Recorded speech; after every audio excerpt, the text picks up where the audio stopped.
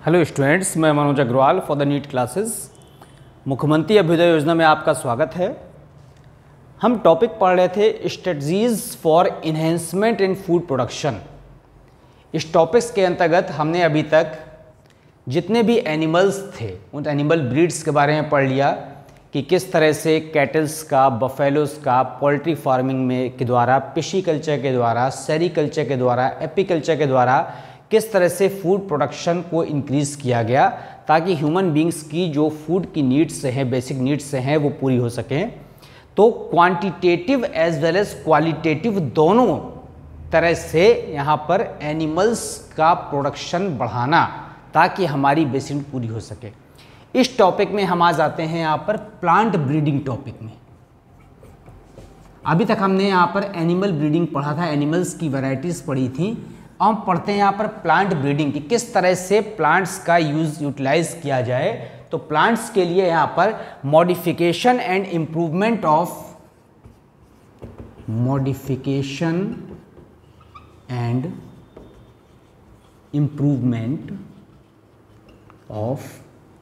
Genetic material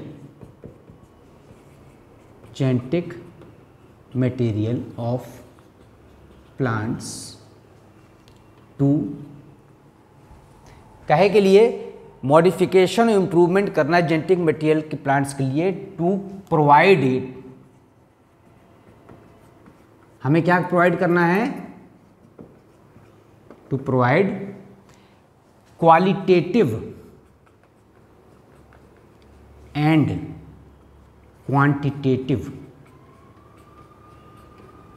produce. ऐसा production देना है जिससे क्वालिटेटिव भी हो और क्या हो, क्वांटिटेटिव भी हो। तो अभी तक जो है प्लांट ब्रीडिंग के अंतर्गत बहुत एंसेस्टर्स हमारे जो है प्री हिस्टोरिक टाइम्स से यहाँ पर प्लांट ब्रीडिंग की जो प्रोसेस है वो नेचुरली चल रही है, प्राकृतिक रूप से। तो क्या था कि जो प्री हिस्टोरिक टाइम्स में बहुत सारी वैरायटीज़ थी, धीमे धीमे ह्यूमन बींग्स का जैसे जैसे डेवलपमेंट होता गया तो उन्होंने उसकी वैरायटीज़ को सेलेक्ट किया मास रूप में। तो सेलेक्ट करते करते और सुपीरियर क्वालिटी, फिनोटाइपिक बाह्य लक्षणों को देख करके सुपीरियर क्वालिटी के प्लांट्स को या सीड्स को लेकर के लगातार धीमे धीमे एग्रीकल्चर प्रैक्टिस के द्वारा नई वैरायटीज़ प्राप्त हुई। ये नेचुरल मेथड्स थे। इसके अलावा बहुत सारे ऐसे आर्टिफिशियल मेथड्स अपनाए गए जिसके कारण से प्लांट की नई नई वैरायटी प्रोड्यूस हो रही है। आप देखते हैं, एक छोटा सा एग्जाम्पल देख लीजिए कि पहले के ज़माने में हमारे यहाँ जब आम का पेड़ लगा होता था तो वो एक जनरेशन में लगाया जाता था और सेकंड या थर्ड जनरेशन में उसमें फ्लावरिंग होती थी, फल प्राप्त होते थे, तब दूसरी तीसरी पीढ़ी खाती थी। लेकिन अब हम क्या करते हैं, बहुत स्पेस घेरता था। लेकिन वर्तमान कंडीशन में हम देखते हैं कि नई नई ब्रीड के द्वारा, नई नई वैरायटी या नई नई टेक्नोलॉजी के द्वारा जो छोटे छोटे से बोनसाई प्लांट प्रोड्यूस किए जा रहे हैं वो गमले में ही क्या देखिए प्रोडक्शन देते हैं। तो इजी टू ग्रो, ठीक है, टेक्स लेस स्पेस, कम स्पेस में ज़्यादा से ज़्यादा प्रोडक्शन दे रहे हैं। इतने सारे नींबू इतने छोटे से पेड़ में लगे होते हैं कि अगर उसको हम सपोर्ट ना दें तो उसका स्टेम क्या कर जाए, बेंड कर जाए। तो इसके लिए यहाँ पर नई नई टेक्निक्स अपनाई गई, नई टेक्नोलॉजी अपनाई गई। तो इसी टॉपिक्स को हम आज पढ़ते हैं किस टॉपिक, प्लांट ब्रीडिंग के अंतर्गत। तो प्लांट ब्रीडिंग में क्वांटिटेटिव चेंज भी आया, क्वालिटेटिव भी आया है और इसके कारण से यहाँ पर हमने क्या बताई हैं, डिसीज़ रेजिस्टेंट वैरायटी बनाई हैं, डिसीज़ रेजिस्टेंट वैरायटीज़, ठीक है। इसके अलावा डिसीज़ रेजिस्टेंट के अलावा यहाँ पर जो एक्लिमेटाइज्ड पावर ऑफ एडाप्टेशन, कि उसमें अनुकूलन की क्षमता बहुत तेज़ी से आ गई ताकि हर सीजन में वो क्या कर सके, एक्लिमेटाइज कर सके, हर नेचर में, हर क्लाइमेट में अपने को क्या कर सके, फिट कर सके। तो डिसीज़ रेजिस्टेंट वैरायटी बना लिया हमने, पावर ऑफ एडाप्टेशन भी उसमें ज़्यादा थी और इसके अलावा high production, high yield.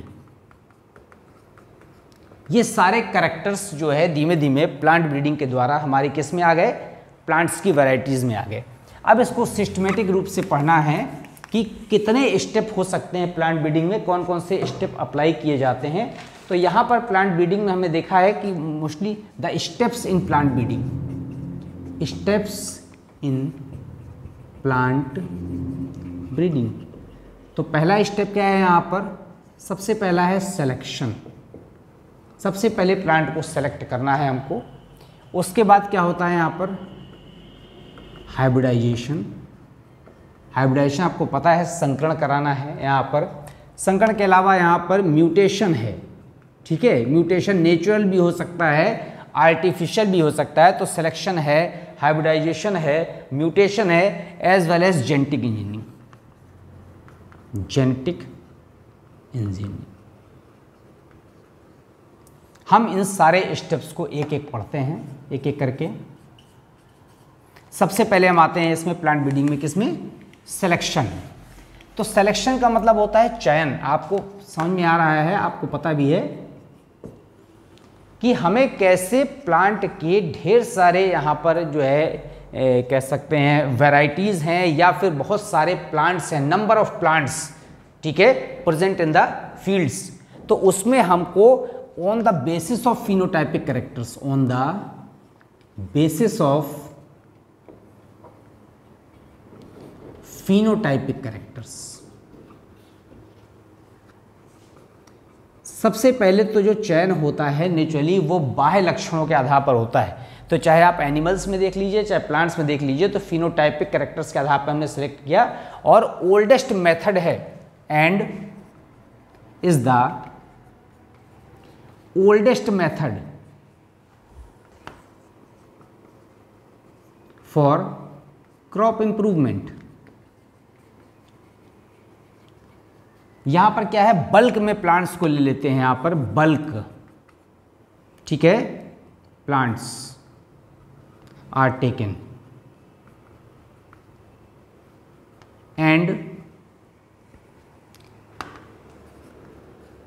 Grown in. अब क्या किया हमने, बल्क में बहुत सारे प्लांट्स ले लिए और उसको ग्रो कराया। तो सपोज करिए यहां पर बहुत सारे मैनी प्लांट्स हैं, बल्क प्लांट्स। अब उसको हमने यहाँ पर ग्रो कराया, ठीक। अब ग्रो करा रहे हैं तो आप देखिए यहाँ पर F1 जनरेशन आ गई। पहले यहाँ पर पेरेंट जनरेशन थी। अब F1 जनरेशन में जो सीड्स प्राप्त हुए उसको हमने यहाँ पर सुपीरियर क्वालिटी के आधार पर फिर से क्या कर लिया, ये सीड्स बने, फिर से हमने इसको ग्रो कराया, ठीक है। फिर F2 जनरेशन में फिर क्या किया है, लगातार सेलेक्ट कर रहे हैं, सेलेक्शन। फिर यहाँ पर क्या किया हमने, सिलेक्शन। तो फिर इसके बाद यहाँ पर सीड्स बने, यहाँ पर ये कौन सी जनरेशन आ गई यहाँ पर। इसके बाद फिर से इसको ग्रो कराया तो F3 जनरेशन आ जाएगी, ठीक है। ग्रो कराया तो कौन सी जनरेशन आ गई, F3 जनरेशन। फिर सीड्स ले रहे हैं। तो दिस इज़ द बल्क में प्लांट्स को लेकर के लगातार जो हम सेलेक्ट करते जाएंगे जनरेशन टू जनरेशन। और इस तरह से सेलेक्टेड प्लांट्स को बाद में ये अंत में जो प्रोड्यूस होगी क्या है, new improved variety, new improved variety. That is the traditional method. कौन सा मेथड है ये, this is the traditional method of crop improvement. अब यहाँ पर जो सिलेक्शन है उस सिलेक्शन को यहाँ पर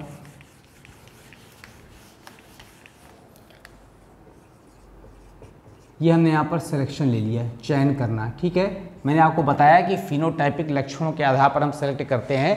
तो फिनोटाइपिक लक्षणों के आधार पर हमने सेलेक्ट किया है। वहाँ पर मास सिलेक्शन और प्योर लाइन सिलेक्शन दो होता है। तो मास सिलेक्शन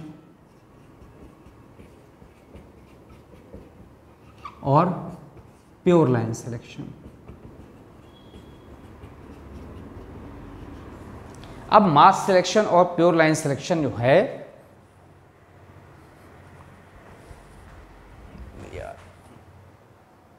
ठीक, मास सिलेक्शन में क्या होता है कि लार्ज स्केल में प्लांट्स को हमको एक बार में सिलेक्ट कर लेना है। ओल्डेस्ट मेथड है यहाँ पर, large number of plant of A species. तो इसको ए बी कर देते हैं या फर्स्ट सेकंड कर देते हैं। हम पहला कौन सा पढ़ रहे हैं, मास सिलेक्शन। ये कौन सा मेथड है, ओल्डेस्ट मेथड है, ओल्डेस्ट मेथड। इसमें large number of plants, large number of plants of a particular species, एक विशिष्ट जाति के, विशेष जाति के बहुत सारे हमने प्लांट्स क्या करिए ले लिए अब फिनोटाइपिक कैरेक्टर्स के आधार पर क्या किया गया है इसको, ठीक है, and select them based on phenotypic characters. बाह्य लक्षणों के आधार पर हमने क्या कर दिया, उसको सेलेक्ट कर दिया। अब सेलेक्ट करने के बाद हमने उसको क्या करा दिया, ग्रो करा दिया। अब जब वो ग्रोथ करेंगे तो उसके बाद क्या प्रोड्यूस होगा, सीड्स प्रोड्यूस होंगे, और फिर सुपीरियर क्वालिटी के, फिर ग्रो कराया तो सीड्स बने, ठीक है, फिर ग्रो कराया यहाँ पर, तो क्या कर दिया यहाँ पर, superior quality progeny are selected generation to generation. लगातार पीढ़ी दर पीढ़ी हमने सुपीरियर क्वालिटी के जो प्रोजेनी थी, ठीक है ना, अगली पीढ़ी, उसको क्या करते गए, सेलेक्ट करते गए, और तो क्या होगा इससे, homozygosity is produced. Homozygosity is produced. अब क्या होगा यहाँ पर, होमोजाइगोसिटी आप जानते हैं, तो होमोजाइगोसिटी यहाँ पर आ जाएगी। अब होमोजाइगोसिटी जो आ रही है यहाँ पर, तो क्या होगा, सेल्फ पॉलिनेटेड क्रॉप्स के लिए, and this method is only applied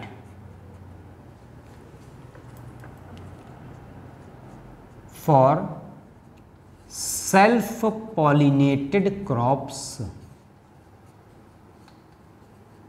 केवल स्वपरागित पौधों के लिए ही इस मेथड का उपयोग किया जाता है, और नो क्रॉस पॉलिनेट के लिए ये नहीं होते हैं, ठीक। नाउ अब हम आते हैं किसमें, pure line selection. Now the second number, pure line selection. आपको नाम से समझ में आ रहा है, शुद्ध लक्षणों की इसमें क्या होगा, वंशागति होगी, तो होमोजाइगस प्लांट प्रोड्यूस होगा, तो डिजायर्ड कैरेक्टर का एक प्लांट सिलेक्ट करेंगे, तो from genetically mixed population, from genetically mixed population a specific plant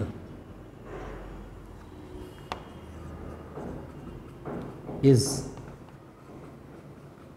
selected and homozygosity is maintained and used for self pollinated plants. इसमें क्या होगा, होमोजाइगोसिटी मेंटेन रहेगी, सेल्फ पॉलिनेटेड। वहाँ पर क्या है, जेनेटिकली मिक्स्ड पॉपुलेशन से एक हमने प्लांट सेलेक्ट किया है यहाँ पर, ठीक है, डिजायर्ड कैरेक्टर का, और फिर उसको लगातार क्या करेंगे, ब्रीडिंग कराते रहेंगे, और लार्ज स्केल में, and after many generation,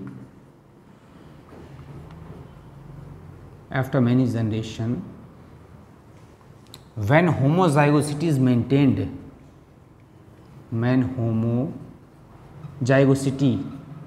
is maintained,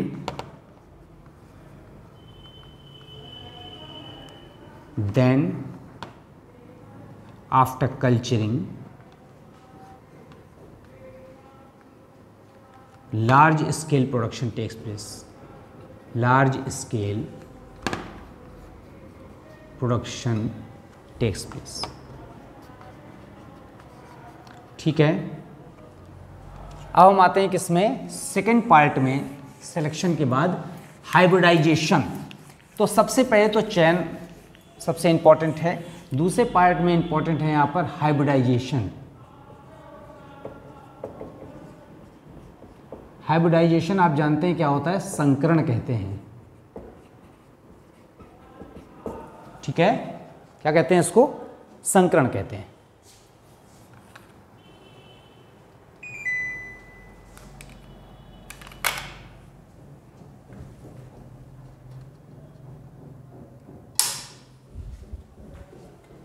okay students, हाँ अब आपको पता है संकरण का मतलब होता है अलग अलग कैरेक्टर्स वाले जो जीनोटाइप हैं, ठीक, उसको आपस में क्या कर देना है, मिला देना है।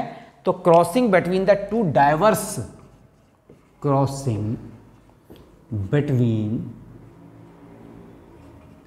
टू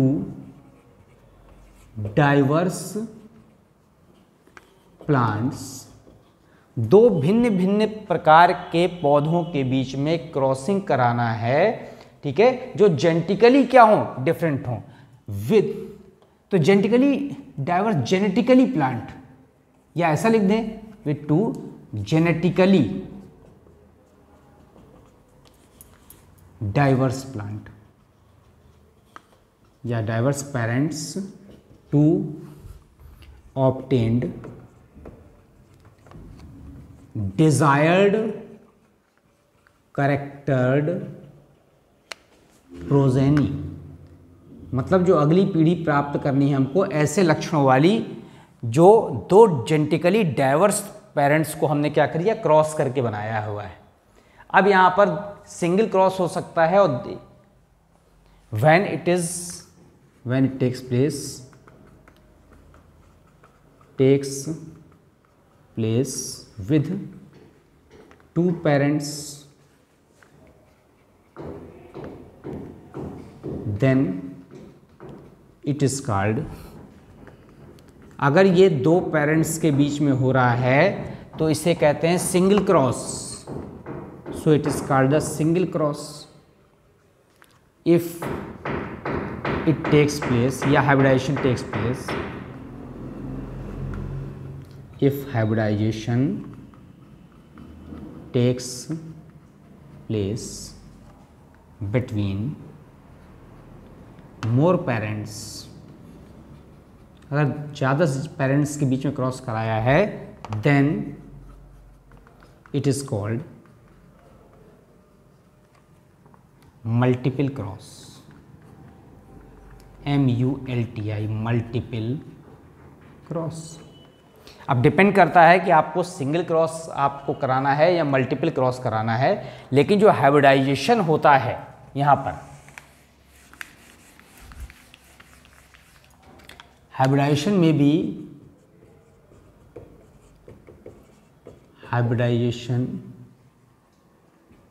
भी कैसा हो सकता है यहां पर, इंट्रावैराइटल, मतलब between members of same variety, same variety के प्लांट्स के बीच में सुपीरियर कैरेक्टर्स के पेरेंट्स के बीच में अगर क्रॉस हो रहा है, जैसे यहाँ पर लिख सकते हैं यहाँ पर कि मान लीजिए अल्फांसो वैरायटी है, ठीक है, तो अल्फांसो वैरायटी के आम के ही अल्फांसो वैरायटी के साथ, जैसे सपोज करिए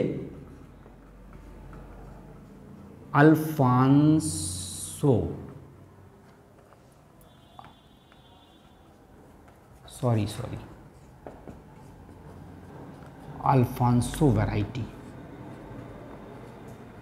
किसकी है, ये मैंगो की है, और इसी की क्रॉस करा दें अल्फांसो वैरायटी के साथ, ठीक है। ये जो क्रॉस है वो कैसा है, इंट्रावैराइटल। अब एक आता है यहां पर intervarietal, between members of different variety. Species नहीं चेंज होनी चाहिए, ध्यान रखना है आपको। जैसे यहां पर मैंगो की दशहरी वैरायटी है, दशहरी मैंगो की वैरायटी है, ठीक है ना, और इसका क्रॉस करा दिया हमने किससे, अल्फांसो से। ये भी किसकी वैरायटी है, मैंगो की। ये क्या था, इंटरवैराइटल था, ठीक। थर्ड में हम आ जाते हैं इंट्रावैराइटल, इंटरवैराइटल, इंटर स्पेसिफिक, इंटर स्पेसिफिक। यहां पर क्या है, cross between two different species,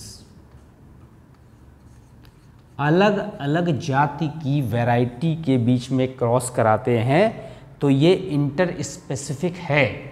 तो इंटर स्पेसिफिक में जैसे आपने देखा है यहाँ पर कि पोमैटो बन रहा था, ठीक है, तो अलग अलग प्रजाति थी यहाँ पर।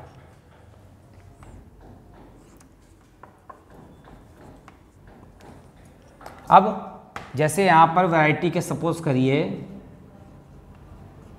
टोमेटो और पोटैटो अलग अलग प्रजाति है, क्रॉस करा दीजिए तो क्या बनेगा, पोमैटो।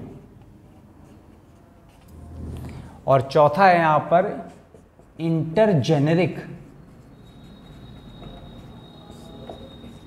क्रॉस बिटवीन टू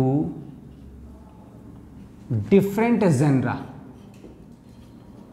अलग अलग जेनरा वंश के पौधों के बीच में क्रॉस कराते हैं तो these are the types of the hybridization. ठीक है, अब हाइब्रिडाइजेशन में हमको सबसे पहले करना क्या होता है, मेथड ऑफ हाइब्रिडाइजेशन क्या है, method of hybridization, method of hybridization. अब इसमें कैसे देखना है हमको कि वास्तव में जो मेथड तरीका होता है हाइब्रिडाइजेशन क्या होता है। तो सबसे पहले हमने यहाँ पर क्या किया कि selection of parents, selection of parents with desired character, desired character के हमने क्या कर लिया, यहाँ पर पेरेंट देख लिया। सपोज करिए यहाँ पर ये मेल है और ये फीमेल, ठीक। फिर पहला पॉइंट हो गया ये।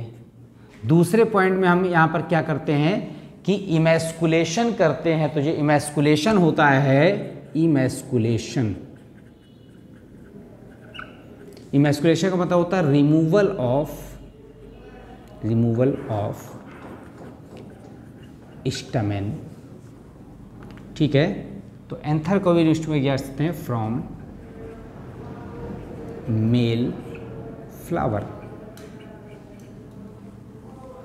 नर पुष्प से उसके स्टैमेन को क्या कर दिया है, यहां पर रिमूव कर दिया है। It is called the emasculation इन कौन से, बाइसेक्सुअल फ्लावर।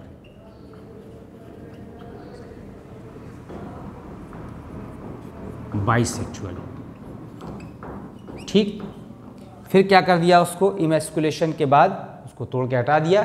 अब हमने यहां पर कर दिया bagging, bagging, bagging,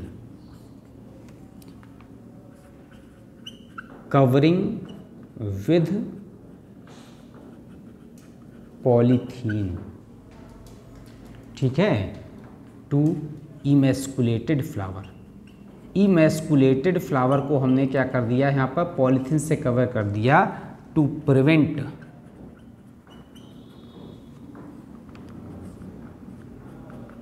pollination.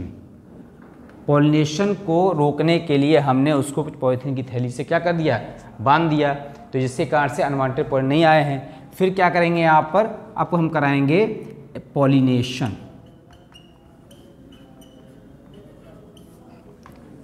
Desired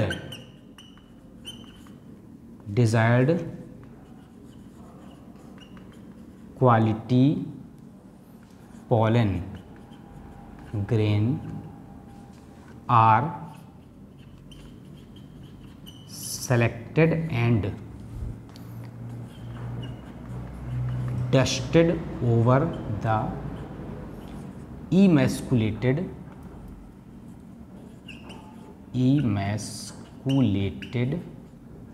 mature flower. अब हमने इसको क्या कर दिया है, डस्टेड कर दिया, पॉलिनेशन हो गया, और पॉलिनेशन के बाद क्या बन जाएगा, फ्लावर बन जाएगा। फ्लावर के बाद जब सीड बनेगा तो उसमें यहाँ पर हाइब्रिड सीड बनेगा। And after fertilization hybrid seed is produced, hybrid seed is produced, hybrid seed प्राप्त हो गया जो हमको वास्तव में चाहिए था।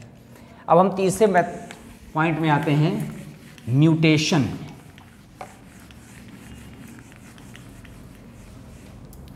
थर्ड पॉइंट क्या है हमारा, म्यूटेशन। हिंदी में क्या कहते हैं, उत्परिवर्तन। क्या होता है mutation? The sudden change. Okay, clear दिख रहा है ना आप लोगों को? ठीक है। सडन चेंज इन कैरेक्टर्स, तो जो कैरेक्टर्स में सडन चेंज आ रहे हैं that is called the mutation, ठीक है। And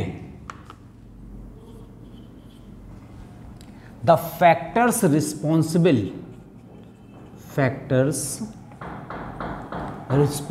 for it, responsible for mutation are called mutagens। क्या कहते हैं उन्हें? म्यूटाजेंस कहते हैं, उत्परिवर्तक।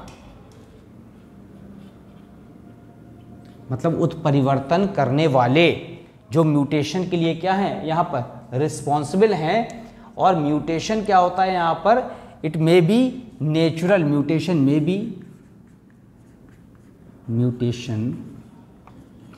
बी नेचुरल और आर्टिफिशियल। तो नेचुरल भी हो सकता है, आर्टिफिशियल भी हो सकता है। आर्टिफिशियल को यहाँ पर इंड्यूस्ड म्यूटेशन कहते हैं, इंड्यूस्ड, ठीक है। और एक और है म्यूटेशन में भी यूजफुल और हार्मफुल। यूजफुल भी हो सकता है म्यूटेशन, क्या हो सकता है? हार्मफुल भी हो सकता है। तो अब जो इंड्यूस्ड म्यूटेशन है तो एजेंट हैं जो यहाँ पर म्यूटेशन, तो म्यूटाजेंस हैं। तो यहाँ पर सम कॉमन म्यूटाजेंस आर। अब म्यूटाजेंस में दो तरह के हो सकते हैं, क्या हो सकते हैं? एक तो यहाँ पर केमिकल्स हो सकते हैं और दूसरे आयोनाइजिंग हो सकते हैं और इलेक्ट्रोमैग्नेटिक रेडिएशंस हो सकते हैं। Electromagnetic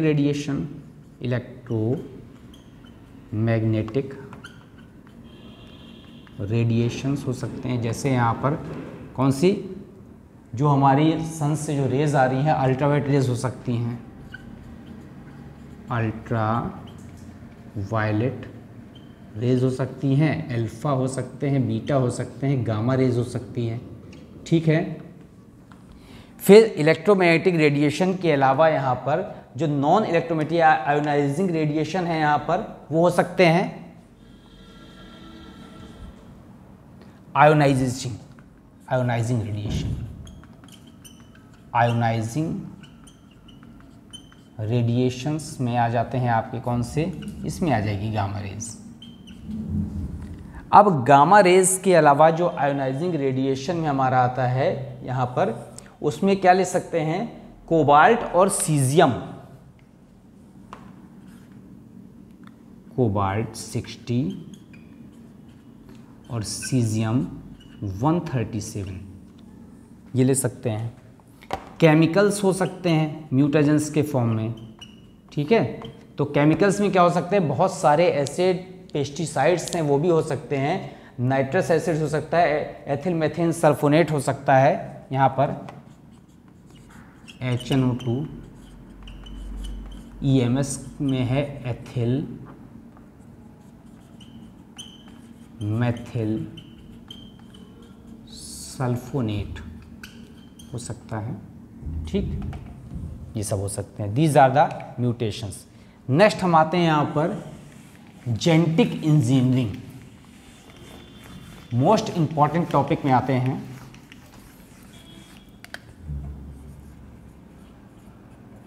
genetic engineering,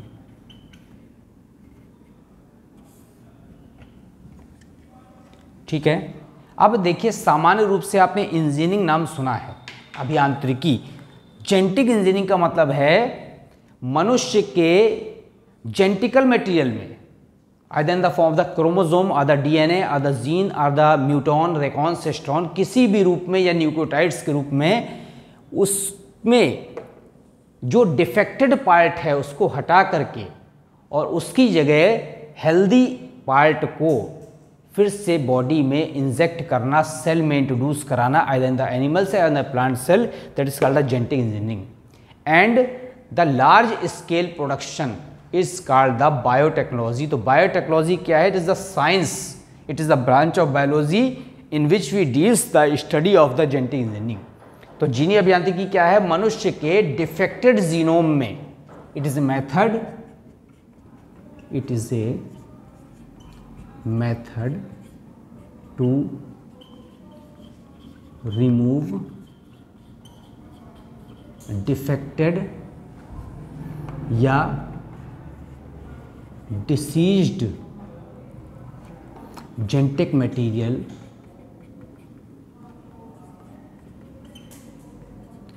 and insert the,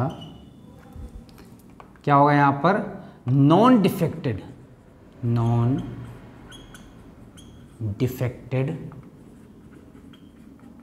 genetic material. तो जितना भी डिसीज्ड या डिफेक्टेड जेनेटिक मटेरियल है या पार्ट है उसको हटा करके उसकी जगह फ्रेश या non pathogenic, insert non defected या नॉन पैथोजेनिक या नॉन डिफेक्टेड जेनेटिक मटेरियल को इंसर्ट करना is called the genetic engineering. और the branch of biology in which we deals the study of genetic engineering is called the biotechnology.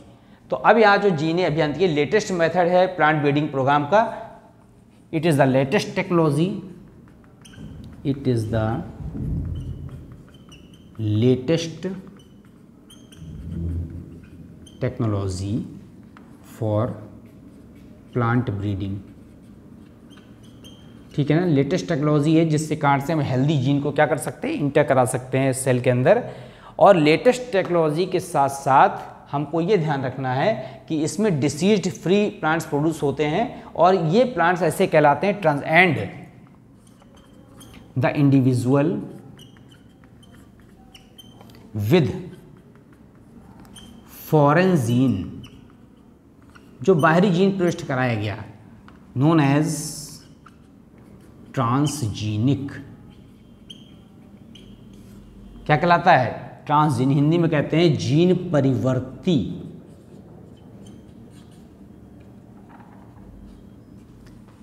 अब जो genetic engineering है यहाँ method जो है वो टिपिकल मेथड है, उसमें क्या किसकी आवश्यकता होती है? सबसे पहले द स्टेप्स होते हैं जेनेटिक इंजीनियरिंग के, वो हम डिटेल में बाद में पढ़ेंगे स्टेप्स, अभी हमारा ये टॉपिक आएगा, हम शॉर्ट में पढ़ लेते हैं स्टेप्स। यहाँ पर क्या होगा? यहाँ पर सबसे पहले हमको यहाँ पर क्या करना है? पहचानना है, identify the deceased part, identify the defected part. सबसे पहले डिफेक्टेड पार्ट को हमको आइडेंटिफाई करना है। फिर क्या करना है यहाँ पर? उसके बाद आइसोलेशन ऑफ डिजायर्ड जीन। सबसे पहले डिजायर्ड जीन को हमको क्या करना है? आइसोलेट कर देना है और फिर उसको क्या कर देना है? यहाँ पर क्या करेंगे? Insert the isolated gene into vector, insertion into vector. अब वेक्टर में इसको इंसर्ट करना है और वेक्टर क्या हो सकता है? यहाँ पर कॉस्मिड हो सकता है, ठीक है, प्लाज्मिड हो सकता है, बैक्टीरियोफेज हो सकता है, ये सब वेक्टर की तरह कार्य करते हैं।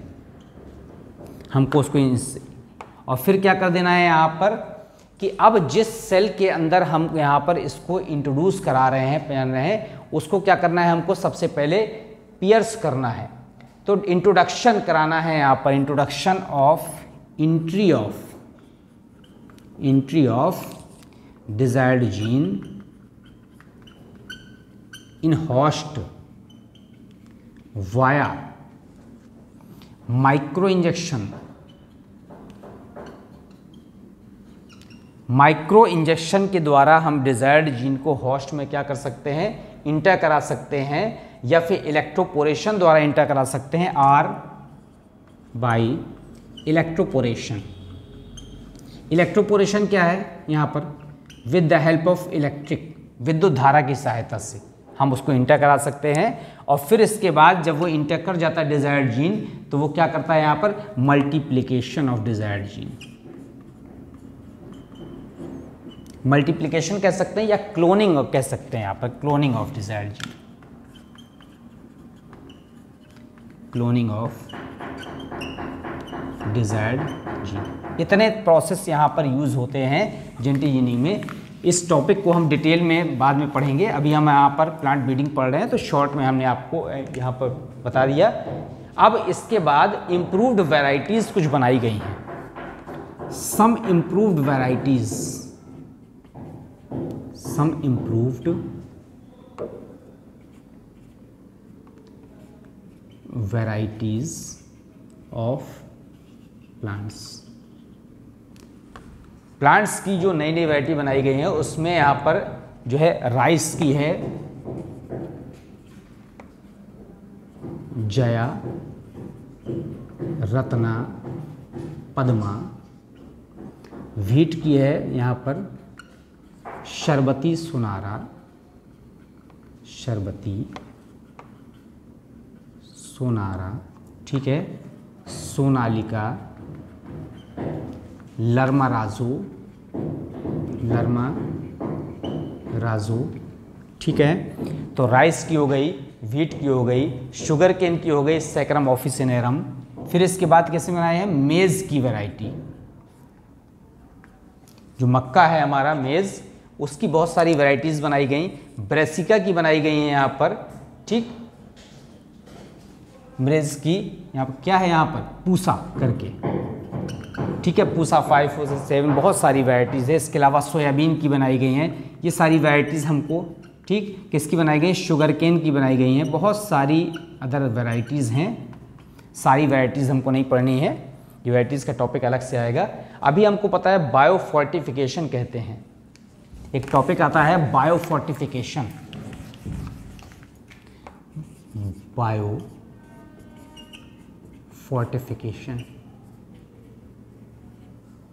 क्या है ये, improvement of quality of plant product, plant product by plant breeding.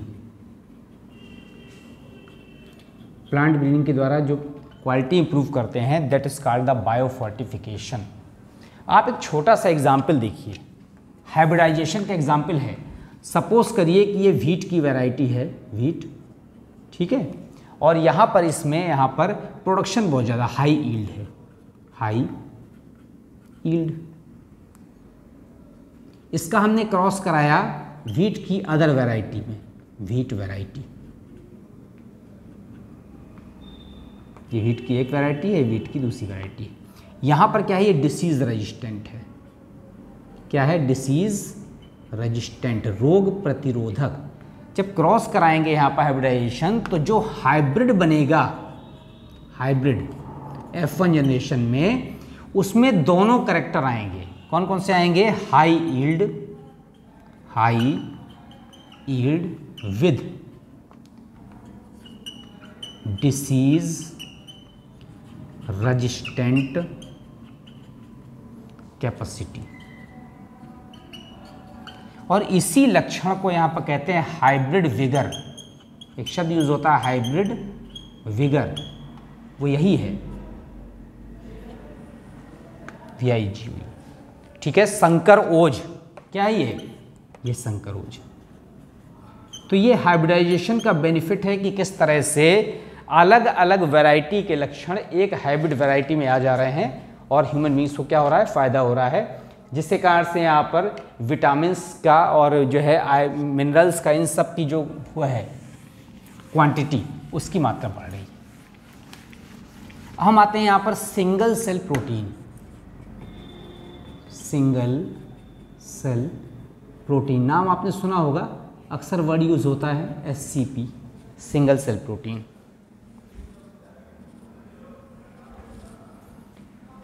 क्या है सिंगल सेल प्रोटीन? एकल कोशिका प्रोटीन कहते हैं। एकल कोशिका प्रोटीन, ठीक है। अब एकल कोशिका प्रोटीन के रूप में यहां पर माइक्रोब्स यूज किए जाते हैं। माइक्रोब्स, माइक्रोब्स में कौन कौन से हो सकते हैं? एल्गी भी हो सकते हैं, फंजाई हो सकते हैं, ठीक है। सियानोबैक्टीरिया हो सकता है, ब्लूरी एल्गी, सियानोबैक्टीरिया, ठीक। इसके अलावा यहाँ पर क्या हो सकता है? प्रोटोजोआ हो सकता है, ठीक है। और प्रोटोजोआ के अलावा रिकेट्सिया हो सकता है। तो ये सब सिंगल सेल प्रोटीन हैं। तो मेन में क्या थे? Bacteria, yeast, mould, fungi, similarity. Yeast हो सकता है यहाँ पर, yeast, mould. Used as SCP, single cell protein के रूप में इतने सारे जो है यहाँ पर माइक्रोऑर्गेनिज्म यूज किए जा सकते हैं। अब माइक्रोऑर्गेनिज्म यहाँ पर SCP है क्या? तो जो ड्राइड माइक्रोबियल सेल होते हैं, इससे जो प्राप्त होते हैं, it is the dried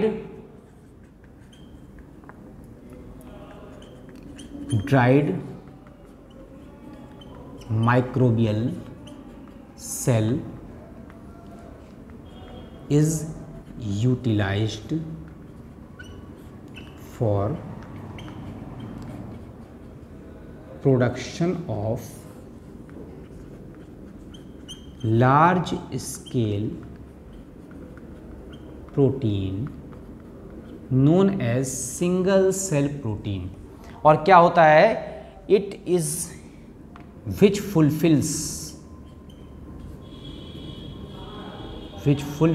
the demand of protein.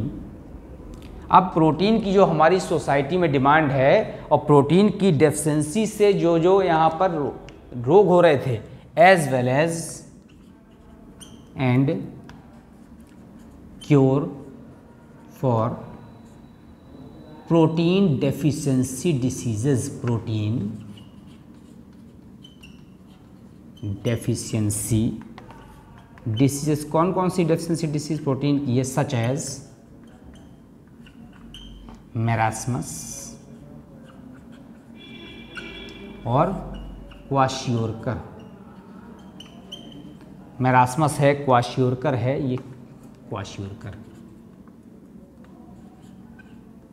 ये सब प्रोटीन की डेफिशिएंसी डिसीजेज हैं जो यहाँ पर सिंगल सेल प्रोटीन द्वारा किया जा सकती है, दूर किया जा सकती हैं। अब यहाँ पर कौन कौन यूज होता है आपको ये देखना है।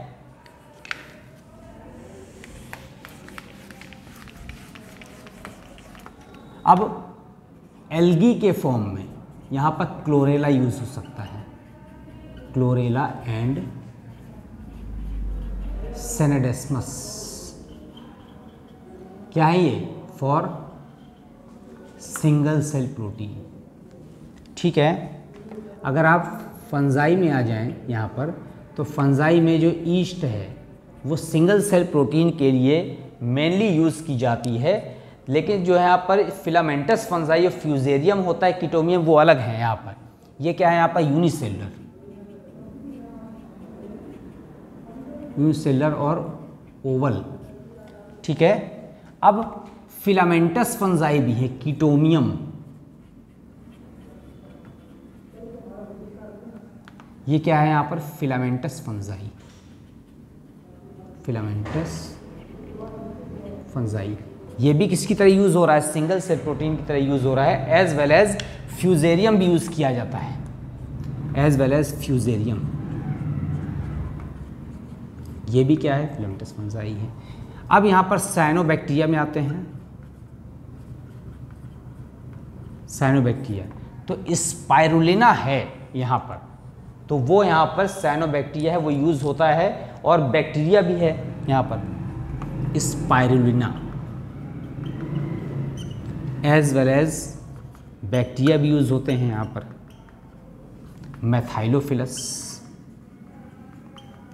मैथाइलोफिलस bacteria are used for the या are used as the single cell protein extraction. तो यहाँ पर मैथाइलोफिलस जो हमारा बैक्टीरिया है और मैथाइलोट्रोपस और ब्रेवी बैक्टीरियम कहते हैं। Methylophilus, methylotrophus, methylotrophus, Burevi bacterium,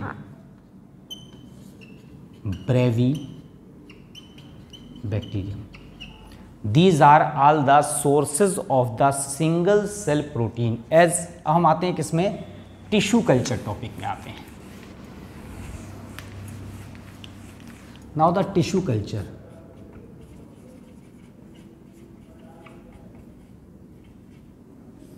modern technology, modern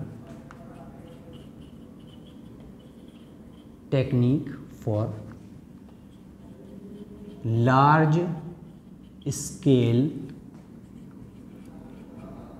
vegetative propagation for diseased free plants, propagation of diseased free plants। Deceased free plants के प्रोडक्शन के लिए ये मॉडर्न टेक्निक है। अब जर्म फ्री प्लांट्स ही प्रोड्यूस कर रहे हैं यहाँ पर। तो होता क्या है टिश्यू कल्चर में, सपोज करिए कोई प्लांट है, यहाँ से थोड़ा सा सेल्स निकाल लिया, द सेल्स आर द यहाँ पर टिश्यू आर रिमूव्ड फ्रॉम किससे, यहाँ पर shoot tip, shoot tip, shoot tip से हमने यहाँ पर प्राप्त कर लिया। ये कौन सा प्लांट था, ये मदर प्लांट था। अब ये जो हमने यहाँ से निकाला है इसको कहते हैं यहाँ पर एक्स प्लांट। क्या कहते हैं, एक्स प्लांट। अब इसको हमने क्या किया, they are shifted into the culture medium, culture medium में डाल दिया, कल्चर मीडियम। ठीक, एक न्यूट्रिशन मीडियम होता है, कल्चर मीडियम होता है। तो कल्चर मीडियम में यहाँ पर डाल दिया। अब यहाँ पर जो नॉप सॉल्यूशन है वगैरह वो भी सब न्यूट्रिएंट मीडियम के यूज़ होते हैं। यहाँ पर जो अनऑर्गेनाइज्ड मास बनता है, this is called the callus. Callus is the unorganised mass of cells या किसका, टिश्यू का। ठीक, जो हमने यहाँ पर आइसोलेट किया था। फिर इसके बाद हमने इसमें क्या डाल दिया, यहाँ पर हार्मोन्स। कौन से हार्मोन मिला दिए यहाँ पर, साइटोकाइनिन, ठीक है। एंड अब देखिए साइटोकाइनिन जो हार्मोन मिलाएंगे तो उसके कारण से रूट और शूट का इनिशिएशन होने लगता है। तो जैसे आप साइटोकाइन मिलाएंगे तो शूट का इनिशिएशन हो जाएगा और यहाँ पर ऑक्सिन मिला देंगे एंड ऑक्सिन। तो cytokinin is used for the shoot initiation.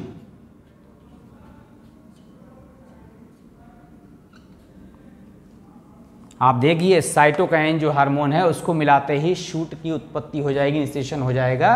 और ऑक्सिन क्या करता है यहाँ पर, ये कैलस बनाता है, ड्यू टू कैलस। हम यहाँ पर ऑक्सिन यहाँ मिला दें, कल्चर मीडियम विद ऑक्सिन, तो ड्यू टू ऑक्सिन। अब इसके बाद यहाँ पर क्या बन जाएगा, छोटा सा प्लांटलेट। ये है प्लांटलेट, और प्लांटलेट को हम कहाँ शिफ्ट कर देंगे, नर्सरी में, ठीक है। और फिर क्या हो जाएगा, ये यंग प्लांट में डेवलप हो जाएगा। इस प्रोसेस से डिसीज फ्री प्लांट प्रोड्यूस होते हैं। क्यों, क्योंकि हम यहाँ पर जो शूट टिप से टिश्यू एक्सट्रैक्ट करते हैं तो शूट टिप में यहाँ पर अगर माइक्रोब्स पहले से होते हैं तो वो माइक्रोब्स क्या करते हैं, इतनी तेज़ी से मल्टीप्लाई नहीं कर पाते जितनी तेज़ी से यहाँ पर डिवीज़न होता है।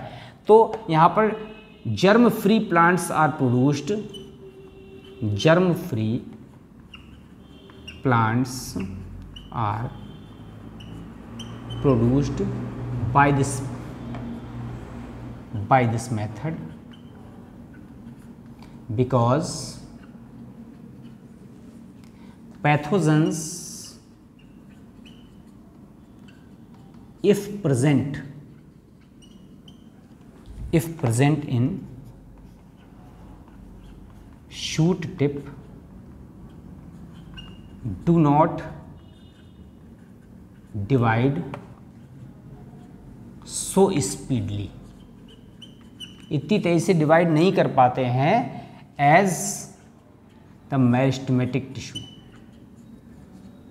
as meristematic tissue divides, विभजोतक जितनी तेजी से डिवाइड करता है उतनी तेजी से यहाँ पर क्या नहीं कर पाते, पैथोजेंस नहीं कर पाते हैं, इसीलिए पैथोजेंस डेड हो जाते हैं। इसीलिए टिश्यू कल्चर मेथड से हमको हमेशा क्या मिलता है, जर्म फ्री प्लांट्स मिलते हैं। अब प्लांट ब्रीडिंग के जो आप मेथड्स पढ़ रहे थे, इसमें एक अक्सर पूछा जाता है what is embryo culture as well as the क्या है यहाँ पर टिश्यू कल्चर। तो यहाँ पर जो एंथर कल्चर है वो गुहा महेश्वरी ने किया है, anther culture.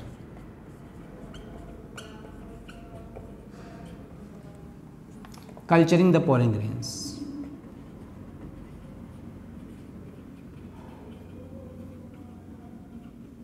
Bye Guha and Maheshwari. P Maheshwari जो है भारत के बहुत महान साइंटिस्ट हुए हैं जिन्होंने यहाँ पर किस पर वर्क किया है, प्लांट एम्ब्रायोलॉजी पर वर्क किया है। इसके अलावा हम यहाँ पर बात यूज़ करते हैं या कहते हैं यहाँ पर एम्ब्रॉय कल्चर।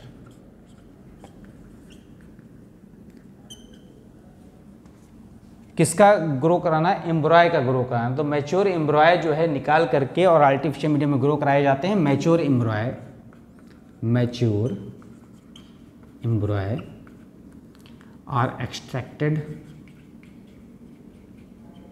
From plant. तो प्लांट में किसके अंदर रहते हैं, भ्रूण, सीड के अंदर रहेगा। ठीक है, तो आप देख रहे हैं यहाँ पर कि सीड में, अब धीमे धीमे यहाँ पर तो फ्रॉम प्लांट ही लिख देते हैं आप, and cultured in artificial nutrient medium.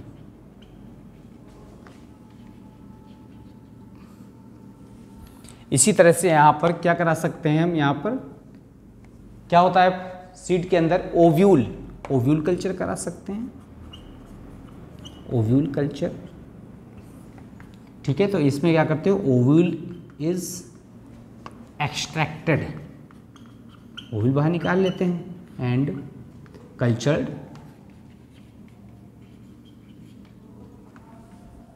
अब इसके बाद हम आते हैं श्वेज मेथड के बाद किसमें, protoplast fusion and somatic hybridisation. Protoplast fusion, protoplast fusion and somatic hybridisation. ठीक है, तो प्रोटोप्लास्ट फ्यूजन क्या है, यहाँ पर फ्यूज्ड प्रोटोप्लाज्म जो है सोमैटिक हाइब्रिड बनाता है। तो इस टेक्निक में हमको क्या करना है, प्लांट सेल को पहले हमने सबसे पहले क्या ले लिया, प्लांट सेल ले दिया, प्लांट सेल। अब इसमें एंजाइम यूज़ किया हमने सेलुलेज एंड पेक्टिनेज। सेलोज उसकी सेल वॉल को डाइजेस्ट करने वाला जो एंजाइम है वो सेलुलेज है, और सेल वॉल में जो पेक्टिन पदार्थ है उसको पेक्टिनेज क्या कर देगा, अलग कर देगा। तो अब यहाँ पर प्रोटोप्लास्ट प्राप्त हो जाएगा, नेकेड प्रोटोप्लास्ट, प्रोटोप्लास्ट ऑब्टेन्ड। देख रहे हैं, तो बाहर की सेल वॉल क्या हो गई, प्लांट की हट गई, तो नेकेड प्रोटोप्लास्ट आ गया। अब प्रोटोप्लास्ट को यहाँ पर क्या कर देना है, हमको फ्यूजन करा देना है। तो जो सोमैटिक हाइब्रिडाइजेशन है तो उसमें यहाँ पर प्रोटोप्लास्ट फर्स्ट और क्या ले लिया यहाँ पर, प्रोटोप्लास्ट सेकेंड। अब इसका फ्यूजन कराना है।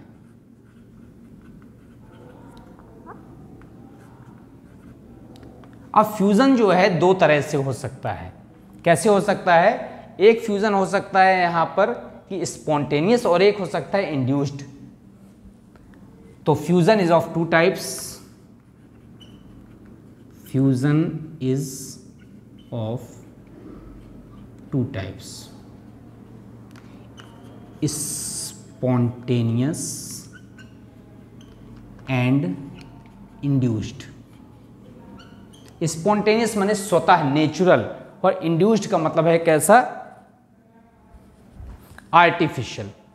तो आप देखिए सबसे पहले हमने प्लांट सेल लिया, प्लांट सेल को सेल्यूलोज और पेक्टिनेज एंजाइम से रिएक्ट कराया, जिससे कारण से जो नेकेड प्रोटोप्लास्ट क्या हो गया, प्राप्त हो गया। अब हमको यहाँ पर क्या करना है, इसका फ्यूज़न करा देना है। तो फ्यूज़न कैसे होगा, यहाँ पर एक पॉलीएथिलीन ग्लाइकॉल होता है एक सब्सटेंस, कौन सा, पॉलीएथिलीन ग्लाइकॉल। तो यहाँ पर इंड्यूस्ड फ्यूज़न मोस्टली जो है ये तो नेचुरल है, और ये इंड्यूस्ड कैसा है, आर्टिफिशियल है। ये हो सकता है यहाँ पर पॉलीएथिलीन ग्लाइकॉल से, पॉलीएथिलीन ग्लाइकॉल विद PEG। तो पॉलीएथिलीन ग्लाइकॉल के द्वारा हो गया। तो यहाँ पर जो प्रोड्यूस हुआ वो बन गया यहाँ पर सोमैटिक हाइब्रिड। ठीक है, तो जरूरी नहीं है कि पॉलीएथिलीन ग्लाइकॉल से कराया जाए। पॉलीएथिलीन ग्लाइकॉल के अलावा और भी सब्सटेंसेस से सोडियम नाइट्रेट है, इसके अलावा यहाँ पर कैल्शियम आयंस हैं और सोडियम नाइट्रेट। अब सोमैटिक हाइब्रिड जो बन गया, इसमें दोनों के क्या गए, कैरेक्टरिस्टिक्स फीचर्स आ गए, पहले प्लांट के और दूसरे प्लांट के। इस तरह का हाइब्रिडाइजेशन जो है पहली बार कराया गया था निकोटियाना ग्लाउका में और निकोटियाना लॉन्ग्सडॉर्फाई में। First somatic hybrid belongs two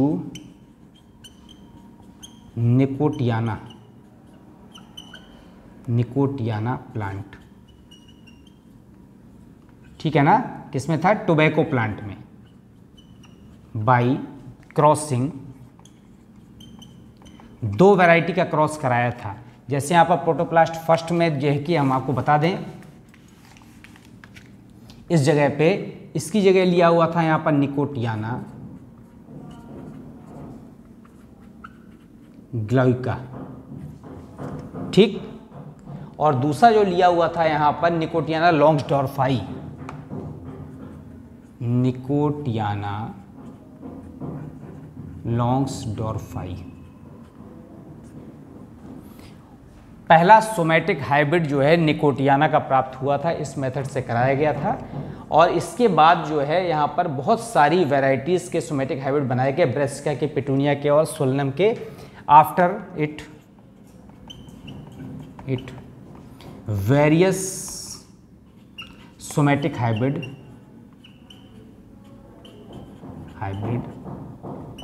of petunia. ठीक है, फिर इसके बाद यहाँ पर तो पेटूनिया के ही बनाए गए और भी अदर प्लांट्स के बनाए गए यहाँ पर। तो ये बहुत सारे हाइब्रिड प्रोड्यूस किए गए। This is the protoplast fusion somatic hybridisation.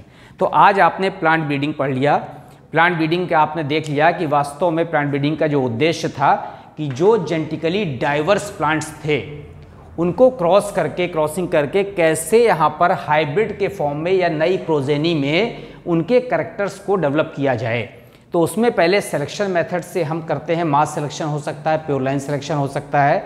Mass selection के बाद आते हैं हाइब्रिडाइजेशन। सबसे इंपॉर्टेंट पार्ट जो प्लांट ब्रीडिंग का होता है वो हाइब्रिडाइजेशन का होता है कि कैसे हमें यहाँ पर अलग इंटरवेराइटल हो सकता है, इंट्रावेराइटल हो सकता है, इंटर स्पेसिफिक हो सकता है, इंटरजेनरिक हो सकता है, कैसे हमें अलग अलग डिजायर्ड कैरेक्टर्स को एक प्रोजेनी में ले आना है। ठीक है, तो ये आपने सोमेटिक एवोल्यूशन इस मेथड से हो सकता है। फिर इसके बाद हम आते हैं म्यूटेशंस। तो म्यूटेशन स्पॉन्टेनियस होते हैं, इंड्यूस्ड होते हैं। तो इंड्यूस्ड म्यूटेशंस जो है अल्फा बीटा गामा रेस से करा सकते हैं, कॉस्मिक रेस से करा सकते हैं, अल्ट्रावायलेट रेस से करा सकते हैं, आयोनाइजिंग रेडिएशन, इसके अलावा केमिकल्स से करा सकते हैं। एक और जो है प्लांट्स से केमिकल प्रोड्यूस होता है, यहाँ पर कॉल्चिसिन है, कॉल्चिकम ऑटमनेल से लिलिएसी फैमिली में रखा गया, उससे हो सकता है। फिर इसके बाद हम आते हैं जेनेटिक इंजीनियरिंग मेथड में। तो जीनी अभियांत्रिकी की लेटेस्ट टेक्नोलॉजी है, इसके द्वारा हम डिफेक्टेड जीन्स को हटा करके और कैसे हेल्दी और सुपीरियर क्वालिटी के जीन्स को इंट्रोड्यूस कर सकते हैं। इन सारे मेथड से जो भी प्लांट प्रोड्यूस हो रहे हैं, वैरायटी प्रोड्यूस हो रही हैं, वो सब तेज़ी से ग्रो कर रही हैं। Qualitative as well as quantitative change उसमें आ रहा है, डिसीज रेजिस्टेंट हो रही है, हाई यील्डिंग है। इसके अलावा हर सीजन में, हर क्लाइमेट में एक्लिमेटाइज्ड कर जा रही है और इसके द्वारा हमारी जो लगातार बढ़ती हुई पॉपुलेशन है, उस पॉपुलेशन की जो फूड की नीड है उसको फुलफिल करने के लिए जो प्रयास किए जा रहे हैं, उसके बारे में मैंने आपको 3 टॉपिक में समझा दिया। इसके बाद का नेक्स्ट टॉपिक हम नेक्स्ट लेंगे। Okay, thank you students.